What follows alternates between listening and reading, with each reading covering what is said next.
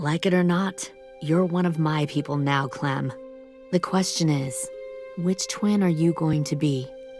The loyal one or the dead one? Alrighty, what is going on, everyone? So I am very excited to announce my guest for today because not only does she play Lilly in Psychonauts and the upcoming Psychonauts sequel, but she is also playing Lilly in The Walking Dead from TellTale Games. Ladies and gentlemen, Nicki Rapp, how are you today? I'm really well. How are you, Kyle? I'm doing great. I'm doing good. Good. It's so nice to meet you. Thanks, you too. So how long have you been acting for? Not necessarily voice acting, but just any type of acting. I started doing theater in about 7th grade, so I think I was 11 or 12. I got into it because I was really shy, and my mom put me in like a choir class, and then I kind of just went for there. I grew up doing a ton of theater, a lot of musical theater, and that's what I really, really wanted to do. And then I ended up going to drama school where I was about to graduate, and they told me, well, you're probably not going to work very much as an actor because of your voice. And I was like, hey, I've been doing this and I haven't been limited, but that's when one of the teachers was like, you should think about voice acting, which I never thought about, but it makes sense. And it turns out that it hasn't limited me. Like, I've gotten to do all kinds of stuff. Your voice for Lilly is, like, no offense, but your voice for Lilly is very different to your actual voice, so I was very surprised to hear what you sound like in person, because it's completely different to Lilly. I've had friends that played through The Walking Dead, and I told them what character I was, and they're like, wait, you're the little girl? I'm like, no, I was not Clementine. I'm pretty sure you probably hated me in the game. I'm like, I was Lilly, and they're like, wait, what? That's crazy, But I just have learned how to take my voice down, and it kind of is weird. It's very weird, but it feels good because it's kind of brought other roles in for me, or more opportunities at least too. So, because in Walking Dead you're doing very sort of angry dialogue and you're shouting and screaming. How do you do the deeper voice and do that range as well? It just happens. I think I actually know when I'm into something. I have extreme tunnel vision, and I'm just in it, and I think I just am so in Lilly mode. There's so much about her that's so angry, and I feel like I'm kind of a happy person, and I don't, I get mad, of course, but I'm not like, I tend to bottle things up, and then I explode at some point. But, Lilly, she didn't have an edit button. When I went in to be Lilly, I had to just throw myself into it because I had no life experience to go by any of that stuff. And so, you just kind of had to not even pay attention to anyone around you and just be it. You mentioned being in like theater and stuff like that. What is the main differences or like the weirdest differences between doing theater performance and like on-screen acting and voice acting? What are the weird differences between all those? When I started taking voice acting classes, it was weird because I was just by myself. And if you have a script or something, you don't have, or a dialogue or whatever, you don't have anyone really to react with. I mean, there's only been a few jobs really that I recorded with other people. When I was in The Sims, I had my recording partner, Georgie, and it was fun. We recorded together. We would bounce off because we played the children. So we would just bounce off of each other. And Walking Dead, we never were together. I did a Cartoon Network miniseries called Long Live the Royals, and that was, when I first recorded the pilot, I was with everybody. But I think that was the hardest thing, is you don't have someone feeding you the lines to react to, And also for me, I was so trained to do theater that I project, even when I'm going into the microphone, because it's just a habit. So I have to bring my sound, my volume down, but keep my energy up. And I think that's kind of a challenge sometimes for me. But I will say this, is when I started voice acting, I felt a new kind of freedom because there's nobody watching you, and no one judging you. I didn't have to remember my lines. I don't have to remember my blocking, like where do I go next? Right, yeah.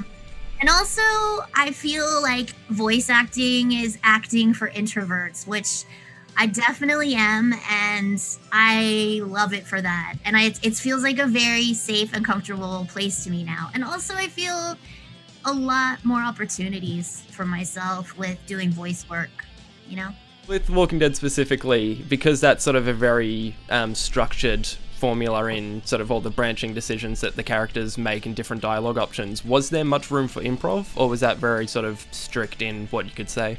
It was very strict, and especially with Lily, because, you know, I'm not used to playing such a completely dark character. I usually have characters that are a little bit more, you know, have some humor to them or whatever. And I know, like, when they were trying to put together like a blooper reel, there really wasn't anything for me because I would just, it was so in the mode. Like, I remember when I went in for episode 3 in the season 1, I didn't know that was going to be it. Oh, really? And I didn't know. I thought she was going to be in the story a lot longer.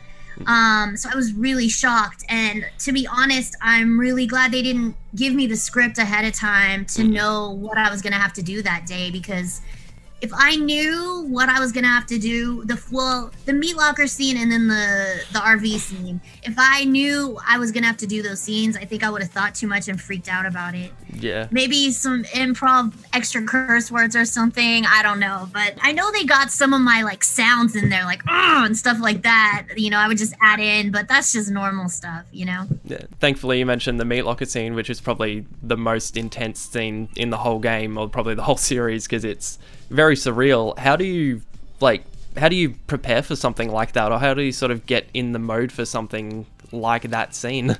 I just ultimately had to throw myself into it because, yeah, I don't see the script ahead. So what, you know, I would be at the mic and there would be the iPad and I just scroll down as I go. Right. And I'm like, oh shit, like, fuck, you know, like what is about to happen right now? And luckily when I recorded that, it all built up, because a lot of times when I would record Lily, it's like different degrees of anger at different moments. Right. So you have to make sure you know how angry is she right now? Like, you know, so that one, it kind of built and built and built. And then Jory, who is not with us anymore, but he was he recorded us, he was our engineer. He told me that they were worried about me because they thought I was losing it, because I really was, you know, when with Larry trying to get him the CPR and try to help him, and they were like, we thought you were gonna lose your mind. I'm like, I don't even know how else I could have done that scene without losing my mind a little bit. I mean, I literally, like, it was, I mean, The Sims was a totally different thing, but it was the same kind of situation where you can't think too much. If you think too much about judging yourself for anything, you just have to go for it. I think that's acting in general. You just have to go. When I think about things too much, that's when I get in trouble, and it's not an authentic thing for me, I guess. Right. So, how early was The Sims in your voice acting career? It was one of my first big things, because I got The Sims in 2002 and I didn't know anything about it. The original Sims was out. And then I remember I got the audition and my agent was like, this is a really good job if you get it. And I'm like, all right. I mean, but I really didn't know the depth of anything yet. Like, I was still just trying to get auditions, you know? And so I remember I went in and did the audition, and they just like put these kids on the screen like doing something, and they're like, okay, make up the scene and make up the words. And I was like, oh, all right. So I did it, and it was I hadn't graduated from drama school too long before I did this, and so it was like, oh, we used to do this kind of stuff in class, gibberish. And so I did it, and I was like, I had the best time. It was really fun. You know, you're playing a 7-8-year-old kid, get to have temper tantrums and everything else. And I remember I did the audition. I didn't hear anything for months. And I was like, well, I guess I didn't get it. But then I ended up getting it, and it was a 12-year job. So it was fun. I mean, it was great. And the bad thing for the poor kid who was the children before me is a little boy, and his voice was changing too fast. I needed me to come in and kind of copy his Simlish and take over at busting out and making magic for the original Sims. And then from there, I did it. I loved that job. It was very fun. It was great. How do you record Simlish? Because it's not in English, so do you just make up all the weird sounds that you can, or is there like keywords that you have to copy? There were a few words, like soul and like dag. I don't know what these words mean. Like soul. Okay, that's good. That's fine. Soul is like a greeting. Right. There's certain words that we would all kind of say, but for Sims 2, I was the only child in the game. Right. I was doing like 8-hour recording sessions, which is insane when you're trying to, and I made up all the words. I didn't have a script at all. So I just improvised everything.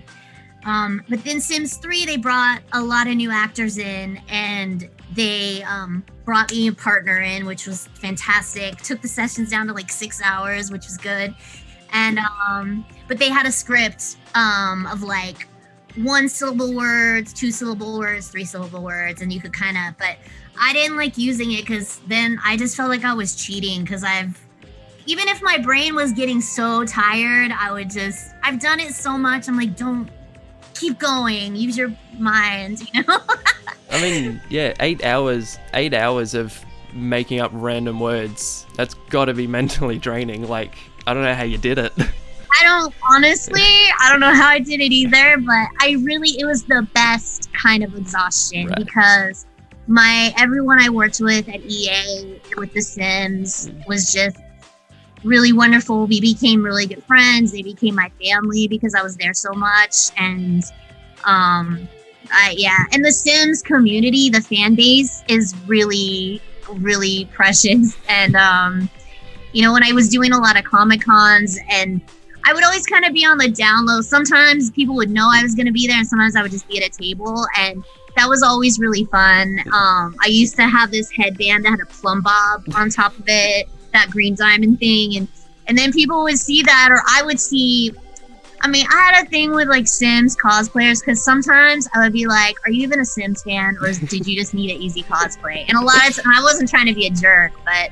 I'm just like, no, I really love it. I'm like, all right, cool. So then I would tell them, and, they get excited because it's rare that you meet somebody who is in that game. Right. There's not that many of us that are in The Sims. So it's pretty cool.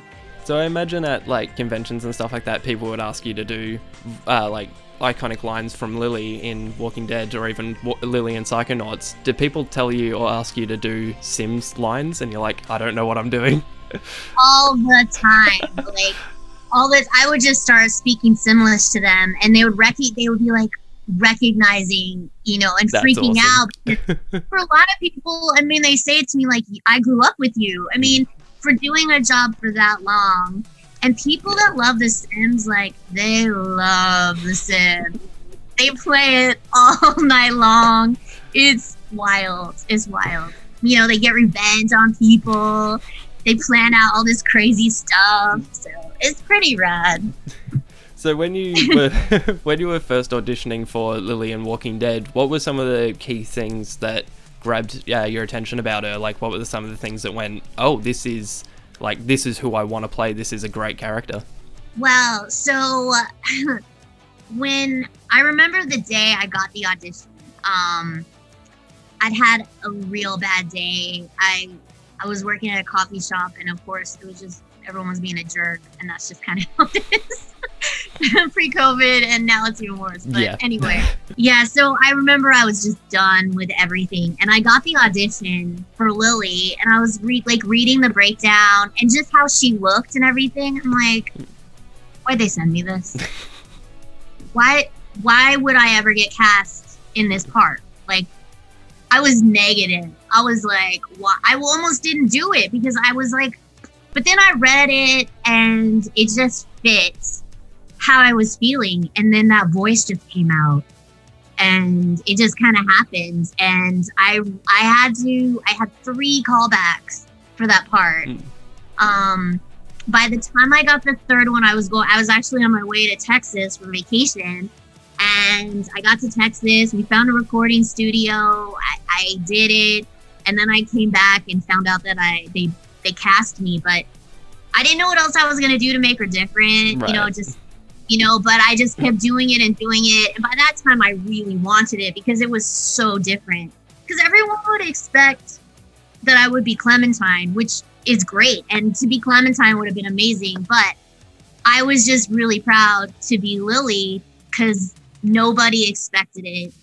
When the final season came out, you've played everything, right? Yeah, I've played everything. And also, at the start of the video, I'll put like a spoiler tag so you can talk spoilers.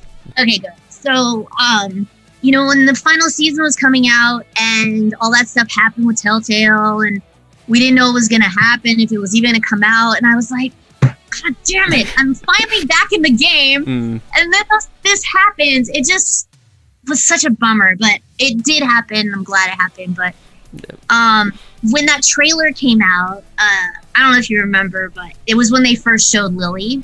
You just heard the voice. Right. And I remember I was on a bus. I was going to the airport or something. And I was like, oh, TellTale put out a trailer, but I did not think they were going to announce Lily in it. I just want to see, And so, yeah, I'm like watching it, and I'm listening, and I was like, wait a minute, that was me. And I backed it up, listened to it. I'm like, holy shit, like crazy. The best thing about that was, and it gets me kind of emotional, excuse me, when I think about it, because that character had been gone for so long, and people did their reaction videos of watching it, and as soon as they heard the voice, they knew who it was. And it seriously made me so happy, because I had been gone, so she had been gone for so long. Yeah. And then I was like, damn, they are gonna hate her. Very close to when they came out, I played season 1 and 2, and then I sort of took a break from season 3 and 4, and then only started playing them recently because we're in lockdown, so had to play all 4 of the games. I was very familiar with Lily because I'd played season 1, and then when she showed up in season 4, I had no idea she was going to return. So you didn't! I had How no did you idea. avoid spoilers? I don't know. I just kind of I didn't really hear about season 3 and 4, and then in isolation, I was like, might as well play some Walking Dead because I really liked season 1 and 2, and then Lily showed up, and it's like, holy shit, where did that come from? Love it. It was just, I don't know, it was just insane because it's like you said at the RV scene, you can either leave her on the side of the road because she kills Carly or Doug. She didn't kill Doug for anyone, no one saved him.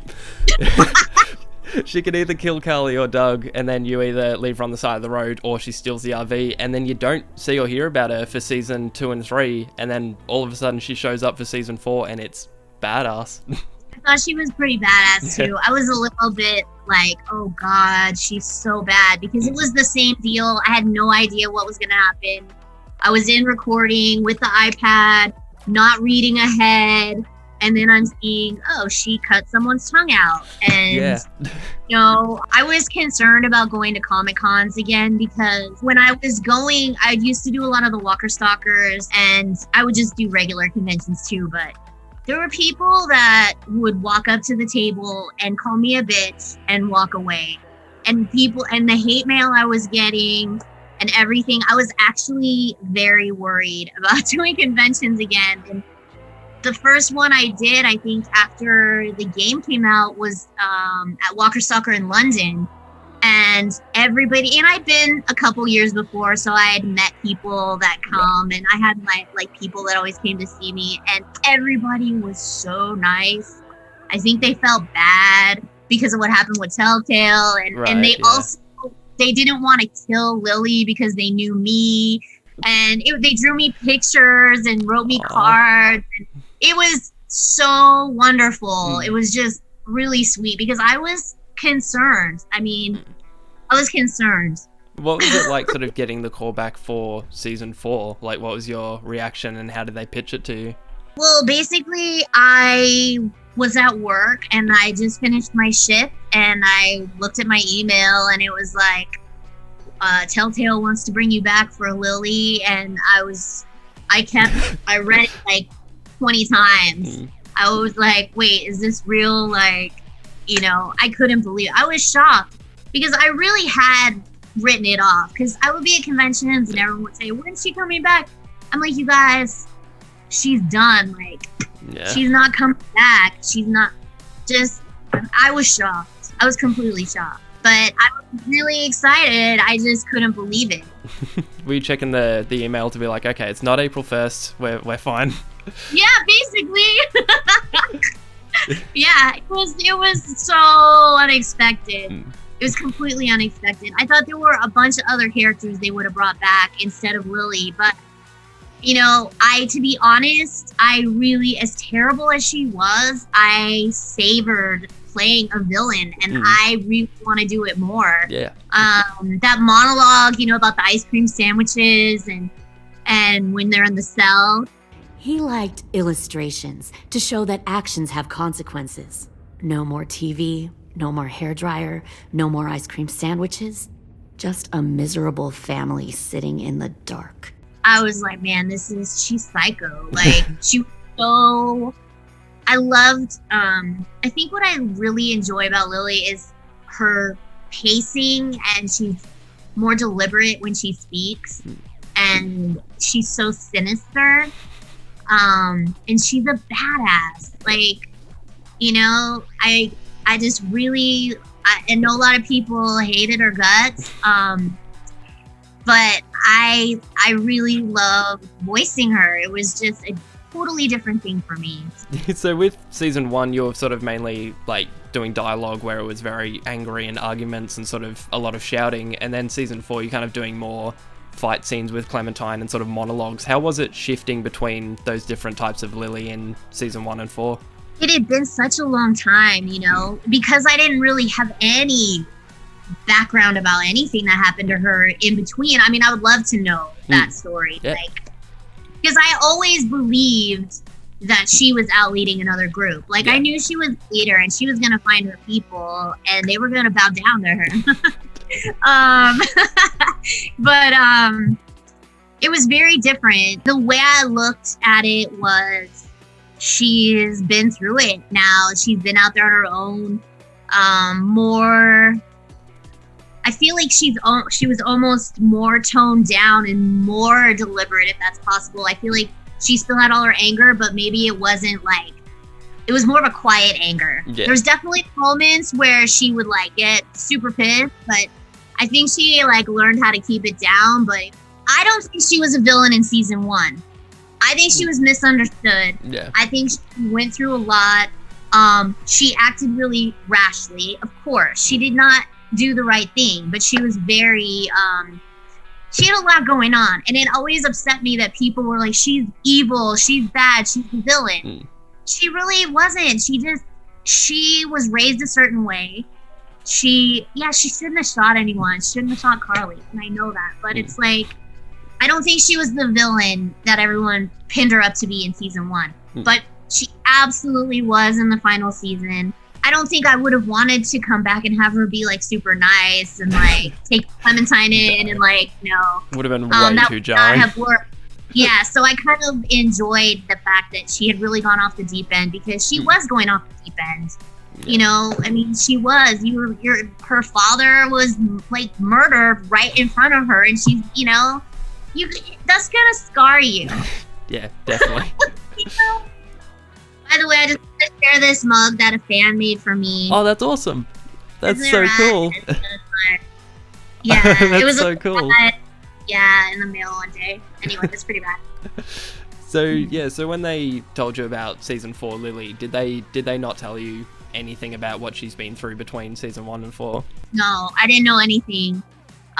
So I just kind of went in and just kind of got back in the character. I mean, I was going back and watching stuff from the game and everything like that, but it was a new, darker Lilly. Yeah. So when you're voice acting for Lilly, or just in general, are you given many like sort of visual cues or like test footage or something to sync your audio up to, or is the dialogue before anything else visually?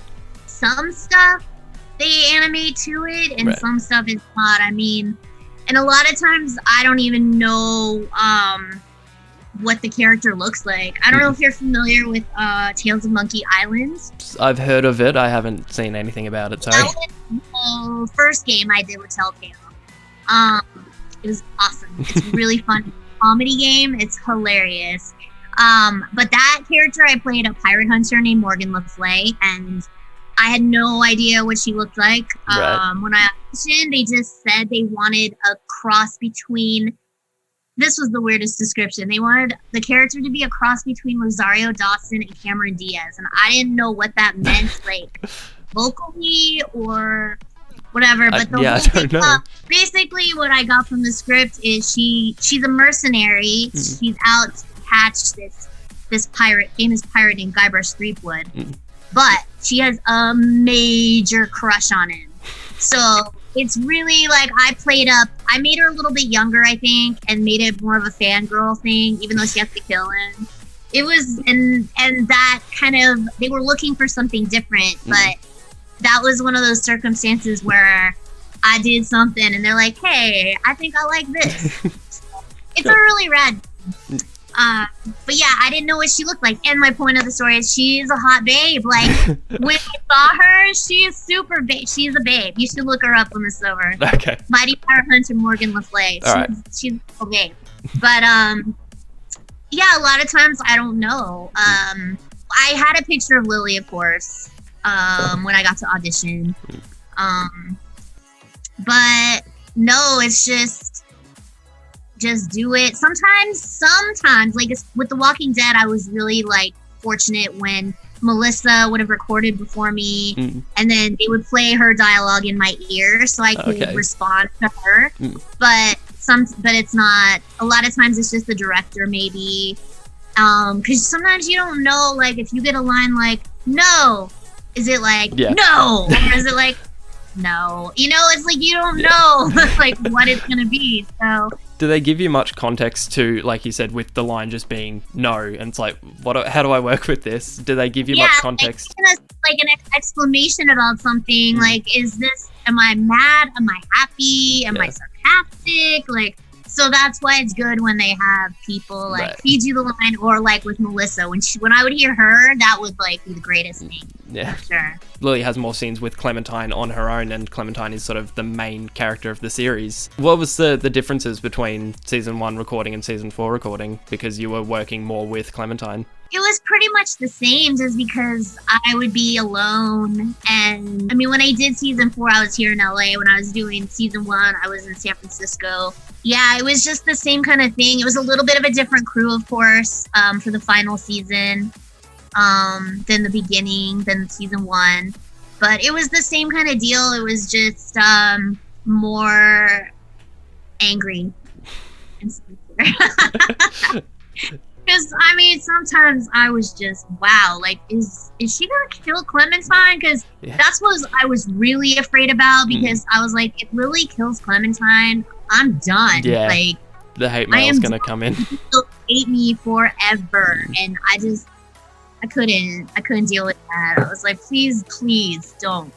And then, you know, and then the other thing, I didn't know that, like, AJ was going to shoot her. Oh yeah. Like, I reported that, I didn't know, and I didn't know those options. I didn't know that she was gonna be put out like that. The gun. Can't let her hurt anyone else. I don't want to die. Do it, AJ.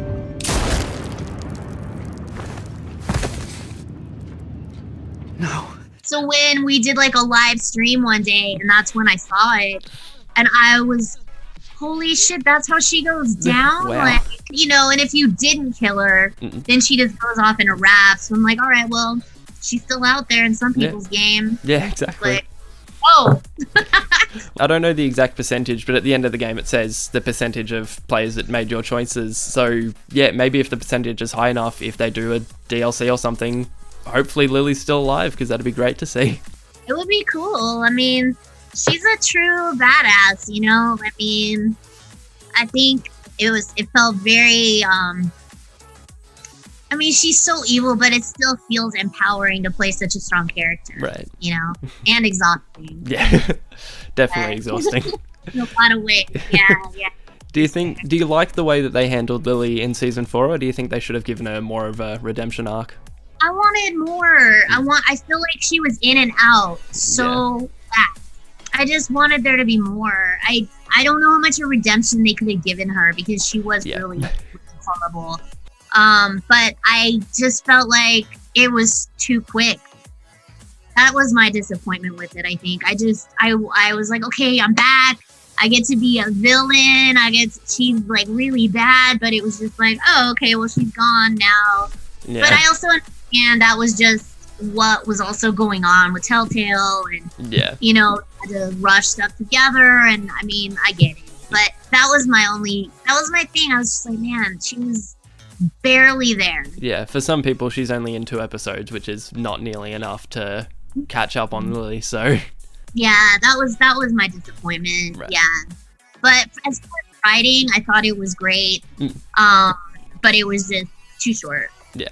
Which one was your favorite season? Not necessarily to be a part of, but just like either your favorite to play, the one that Lily was handled the best in, or even it could be 2 or 3 ones that you're not even in. Which one is just all around your favorite? Season 1, absolutely, because season 1. I mean, look, there was something magic that happened with that game. And the most beautiful thing about it is that all of us have known each other for a long time. We're all from the Bay Area. You know, we all kind of got in this game, and it was just, I mean, the TV show was pretty new at that point. It was still like when I got the audition, I was like, oh, wow, they're doing a game on The Walking Dead. I was like, all right. And, but it was a really special, magical thing. And for the fact that it just exploded, like when we kept getting all the Game of the Year awards, and it was pretty incredible. But I think there was a special magic. But I also love season 1 because of the way Lily was written. When I've talked to the writers, like, they didn't think of her as a villain. And, I think they handled her really well. And I felt like they wrote a very beautiful character. It's just same kind of thing. She was gone too fast. Season 1 and season 4 was like, bam, you're out. Yeah. Because I just thought she was going to be in it longer too. I just was like, man, there's so much to this character. Are there specific things that you wish people understood more about Lily? And when people like see you at conventions and they don't like Lily, something that you explain, you're like, no, Lily's actually not bad because this reason. Like, are there sort of things that you wish people understood about her?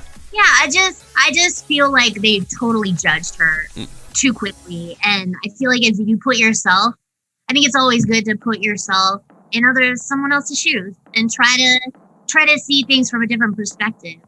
And especially with the way the Walking Dead game is, where you make choices about the outcomes, and it kind of becomes really, really personal. And I can understand like how angry people, I mean, the reaction videos for when she shot Carly, I was like, oh my God. I mean, it was such a moment for history. I feel like it was just like so unexpected, and people lost their minds. Like, jaws were down to the ground. It was crazy. And I don't know, I think,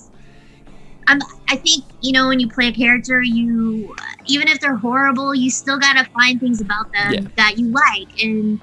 And Lily wanted to do the best for people. She just didn't know how to do it because she didn't have it growing up.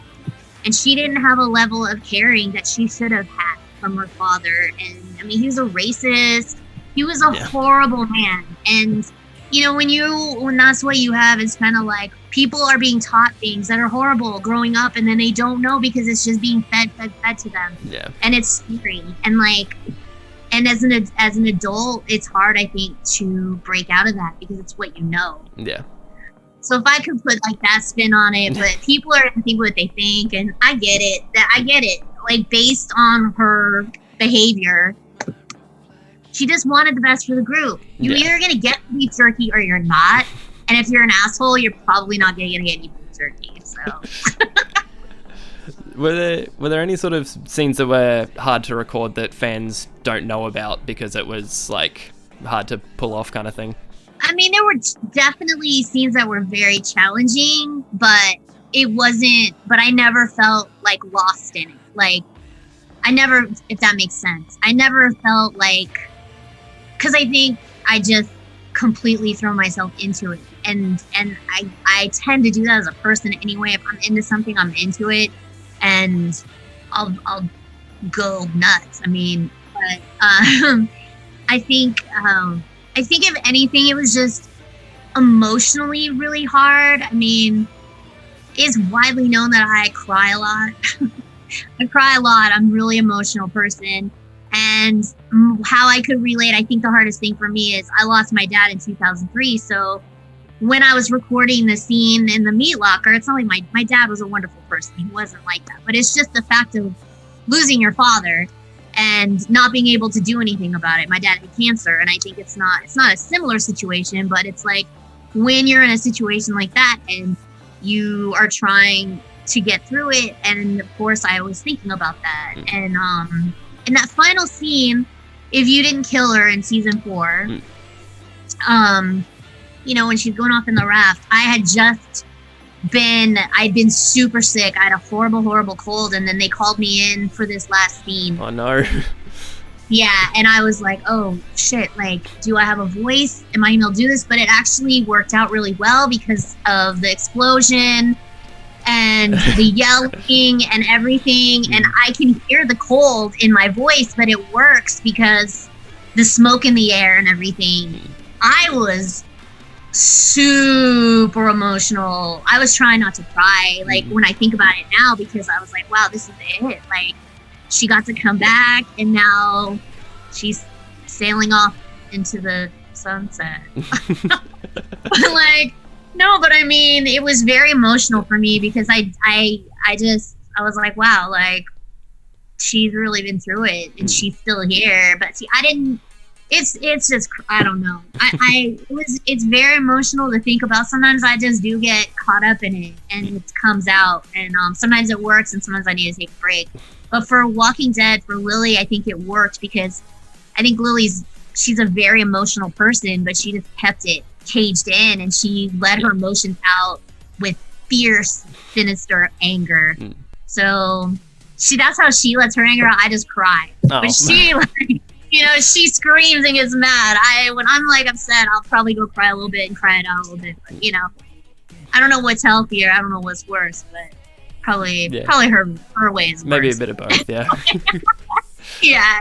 Have you played any of the games or any of the Walking Dead games? We had a party where in season 1 where we all played it, but honestly, I'm terrible. Like, I was dead within moments. Like, I'm so bad, but that's why I appreciate you guys, because you guys go on and do the playthroughs, and then I love it because I get to see the reactions, and I've learned not to read comments anymore. Yeah. Can't do that. Sometimes I read things and I was like, oh, okay, I really shouldn't have read that today. Yeah. But I think that's for a lot of us. It's social media. It's just, you know, it's bad sometimes. But yeah, I play sometimes, but I'm so quickly dead. It's like, oh god. I have a Wii. I like to play Wii. Yeah. You know, but I'm not the best at the point and click the shooter stuff because I am not. Yeah. I'm just dead. It's very easy to just walk around and talk to the characters, but there's a lot of like quick time moments, and you have to like press this button specifically. It's like, oh yeah, I died. Like, what? I can't deal. Yeah, it's bad. So if you were playing, would you save Carly or Doug, like in the first episode? Oh god, I mean, I feel so bad about Carly. Like, I mean, after all these years of everybody just like putting the blame on me, I'm like, you know, I'm gonna have to save Carly. She's been through too much. It's been too traumatic. You know, it's just not as impactful for the story. But, you know, poor Doug. Yeah, I don't think anyone really knows what Doug's character is like, because he didn't survive past the first episode for anyone. So I kind of feel bad for the voice actor, because no one would be able to hear his work. I know, it sucks. Hey, also, just remember this now. Yesterday, I did an interview with Gavin Hammond, who obviously you know, who plays Kenny in The Walking Dead.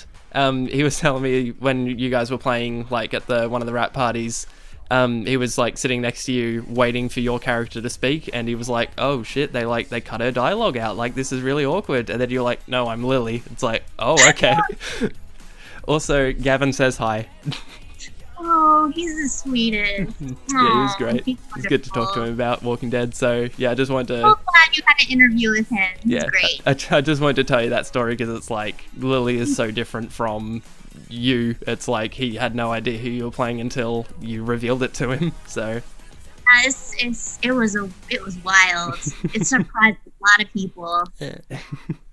Yeah. Do you miss voicing Lily? Like, because obviously there are scenes where she's not in the game anymore, but there's sort of like that little that chance that they could do DLC or a fan game or something like that. How much do you miss Lily? And yeah, like after you play any character, really, how much do you miss them? Oh, that's a sweet question. I mean, I miss Lily because for me, honestly, it was one of my biggest acting challenges, that character, of anything on stage or anything, because I mean, yeah, it was a challenging role. I remember when I was in drama school and I did this crazy play where I had to I played this bohemian children's theater teacher, and I had this 3-page monologue where I had to do this interpretive dance while I was doing this monologue. Okay. And it was terrifying. Like, I was 19, 20 years old. I'm like, this is weird. I don't know. I was so intimidated. And I kind of think about that, like I think about Lily, is when I go back and watch stuff, I'm like, kind of like, wow, that is me. Like, it's weird because it's me, but it's like a different, I mean, it's a character I play, but I tend to get really attached, of course, to my characters. That's why I just would get really sad. Like, I had to turn around when people were hating on me, and I had to turn it around to, that means I did a good job. Yeah. But the way that they were to me, it was like, okay, I'll also say this example. I'm really into wrestling. I've gotten into wrestling the past couple years. Do you like wrestling? I love wrestling. You do? Awesome. So I love AEW. I'm really into AEW right now. I cannot stand MJF. I don't know if you know MJF. I can't deal with him. I hate him. I think he's an arrogant prick. I can't deal with him. But you know what? That means he's killing it. When I'm like that with Chris Jericho sometimes too. I'm just like, oh my God, just stop, But it just showed me too. It's like, that means they're doing an awesome job. Yeah, they're playing the role. They're getting an emotional response out of you. And that feels really, really good. I mean, I think a lot of my other characters, like in Psychonauts, Lily, she's she's a little girl, and I've met a lot of teenagers, because the original game came out in 2005, so it's been a very long time. But I've met girls and people at conventions, and they're just like, playing that game made me feel like it was okay that I was a little bit of an oddball, or I just felt like I didn't fit in, and I related to her sassiness, and I related the fact that she was like, I don't care, I'm doing what I want. And and I've had several emails from people too about Walking Dead Lily, is that they stood up to people that were bullying them because they were, watching this, I mean, I'm glad she gave them some strength, I mean, hopefully they didn't go too nuts, but just to get the balls or whatever to go just take charge and be strong. Yeah, hopefully no one stood up to anyone and hit him with a salt lick. That would be bad. No, I hope not. I didn't hear anything about that. That might have hit the news, and they'd be like, video games are bad. Look at this. This is proof. How come, before you mentioned doing an interpretive dance for theater, how come you didn't do that for Lily? I think that would have been really good to see. You know what? I was gonna suggest it, especially for the final season, because I was like, dinner theater night on the ship, it's not gonna be and then the explosion happens. It's like, wow, this is a crazy night. Yeah, trying to to kill you. She's just trying to get you in her musical. Yeah. She's just like a really bad casting agent for a musical. Exactly. That would have been so good. She's like mid-argument with Kenny about whatever, and then she just like starts dancing away. That would have been perfect. It's just funny to think about. It's Absolutely. wild. So when you're doing like voice acting or anything like that, how do you prepare for like, how do you do any like warm-up exercises or like foods or drinks that you have to avoid or anything like that? I just make sure I drink tons of water. I try to get as much sleep as I can. I probably need to take an allergy pill because it's like allergies are real. It's bad. I just really take care of myself because I mean I think every voiceover job is pretty exhausting because it's almost like I'm on stage in a way because you have to put everything into it. Yeah. You know, I don't like to sit down when I do it. I like to stand, and you know, it keeps my energy up. And like, especially if I'm revisiting a character, like whenever I'd have a session for Walking Dead, if I could, you know, of course for the final season, I was listening back to season 1, and then with Psychonauts, because it had been a very long time that I'd been that Lily. But that Lily, she's more my natural voice, just a little bit higher. But you know, I go back and listen and try, and I have like key phrases I use to try to get me there. Yeah. With The Sims, even though I did it for all those years, the night before I would have a session, I always had this weird anxiety, like, am I gonna be able to make up words? Like, I don't know. It's like this crazy thing, but I would always, you know, because this job, this career I'm doing, like, I'm so grateful for everything that's come along. I'm always terrified I'm never going to get another job again because you just don't know. Yeah. And I worry about that a lot. I mean, I've been doing this for voice acting for 21 years now, I guess. Wow. And I was doing, you know, theater. I mean, like when I started doing theater, so it's been like this that's what I've been doing for my life. So sometimes I'm just like, damn, why didn't I want to work at a bank or something? Like, because sometimes, but I could never not do this. Yeah. You just gotta take care of yourself and get rest and not be a jerk to yourself. Like, shut your brain down if it's saying mean things and just keep going. Yeah. When you're doing The Sims, there's like you're saying, you know, it's hard to make up words. Do you ever catch yourself making the same word and you're like, I've already done that one? Yeah, because like especially at the end of the day, I would be using too many of the similar sounds. Like something that was fun that I used to do was because I went to the Soviet Union. I mean, it was the Soviet Union in 1990. USSR. It was crazy. And I sometimes would, because the trick with Simlish too is you can't sound like one language. You have to sound like all different languages. So you couldn't sound too Russian or too Chinese or whatever. But sometimes I would like put my friends' names, and I worked at a youth hostel for like 6 years, and and when I was doing The Sims then, and I would put people's names in, like add an extra syllable or something, so it didn't sound like too much like the language. Right, yeah.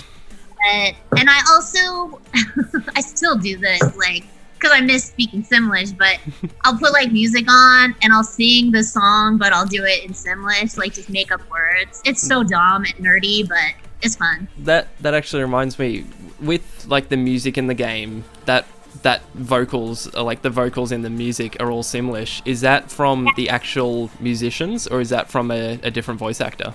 My director, Bill Cameron, who's this most amazing, he's amazing.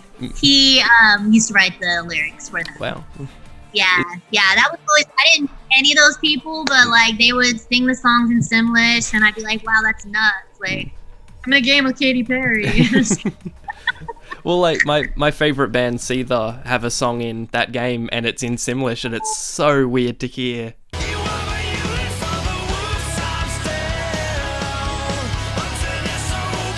It's not even like it's in a different language, it's in a made-up language, and it's like, it's just incomprehensible. I can't understand what the lyrics are. Like, that's a question I've had for ages, and it's so good that I can finally get the closure for it, because like... Oh my gosh, I'm happy to help. Thank you.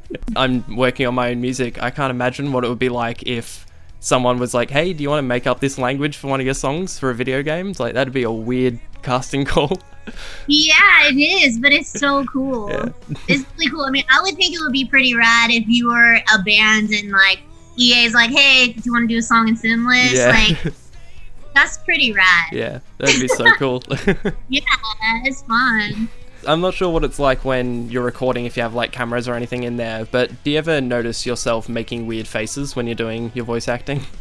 Yeah, that's why, like, at EA, they used to have a lot of, like, people would come in and film us and stuff. There's this really funny video. If you look it up on YouTube, it's like Sims 3 voice.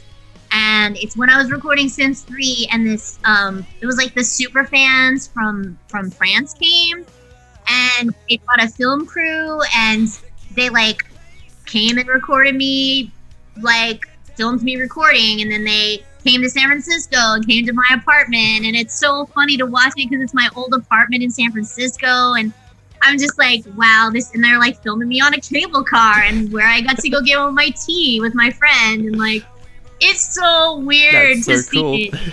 It's very cool, but the funny thing with that was I was working at the youth hostel. I ran the cafe, so I met everybody. They would all come in for their breakfast, and it was the best job. I loved it. And so I was meeting people from everywhere, and this girl came up to me, and she was like, hey, she's like, I have a question for you. Well, my brother, they were from Austria, and she's like, my brother doesn't speak English, but he wants to know, are you in The Sims? I was like, yeah, like, because you don't see us, like, Yeah. You don't see us.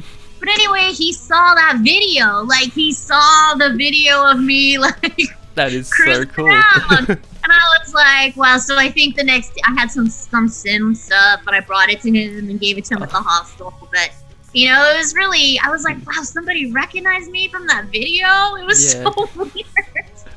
With Lily from The Walking Dead, she doesn't really sound like your voice, and the character from The Sims doesn't sound anything like you, so it's weird that you've been recognized for both of them because it's so different.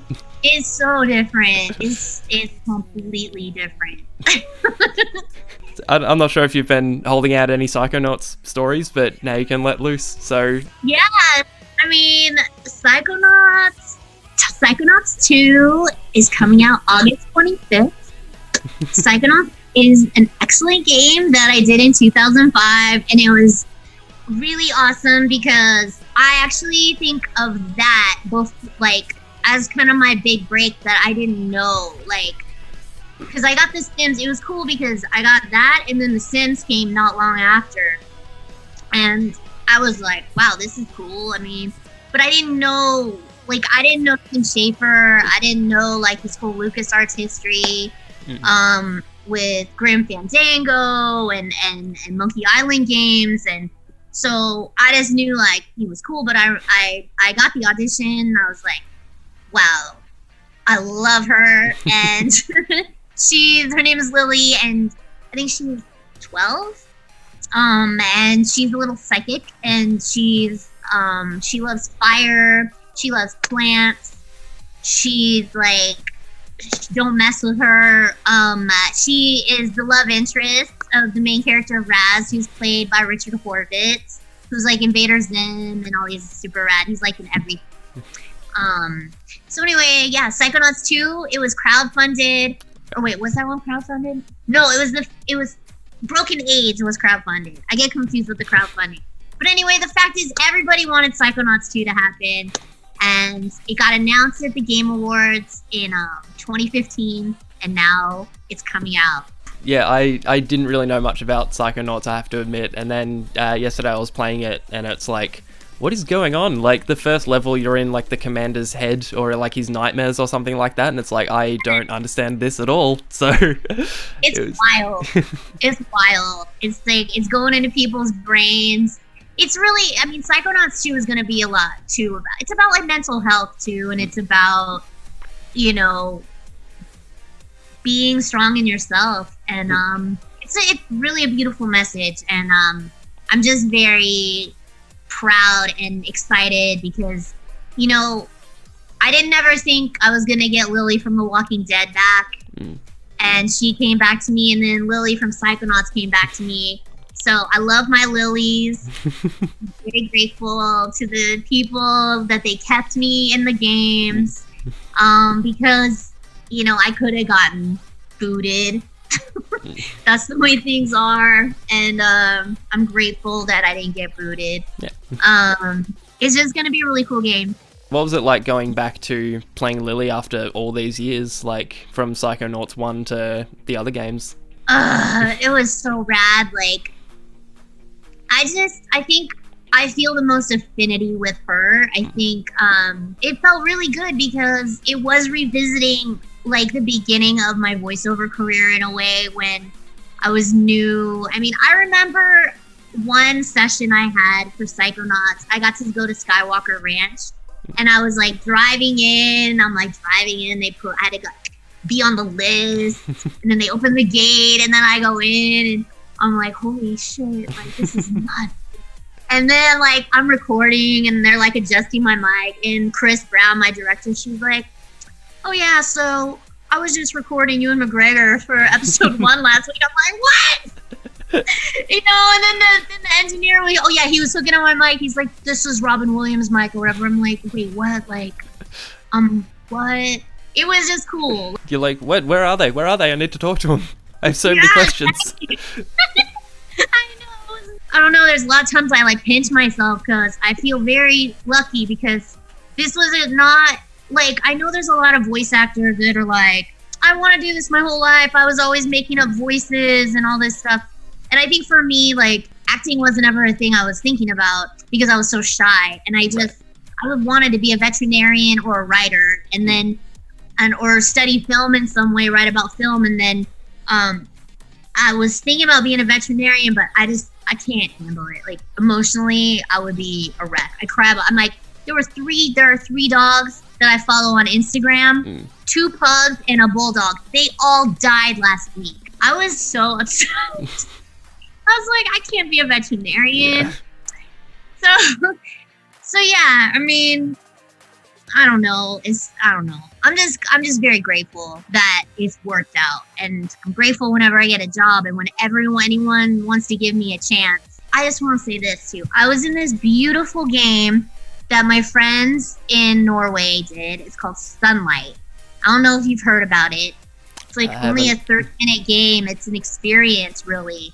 And you're walking through a Norwegian forest, and all the trees as you're walking through have voices.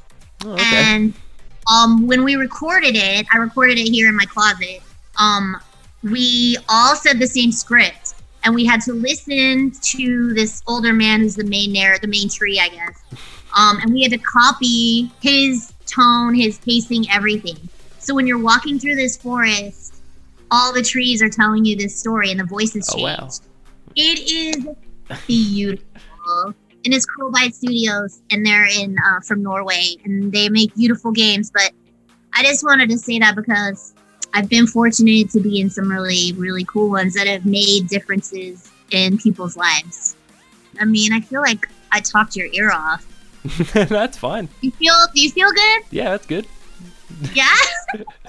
Well, yeah, it's gone for like an hour, so that's a good length interview. So yeah, cool. I have to say this is one of the best interviews I've done because I like you. Oh, thank you so much. No, not that I haven't liked the other people, but it's just I feel like you really made an effort to connect with me. That I really appreciate. Yeah. So thank you. Yeah, you're great. Thank you. Thank you.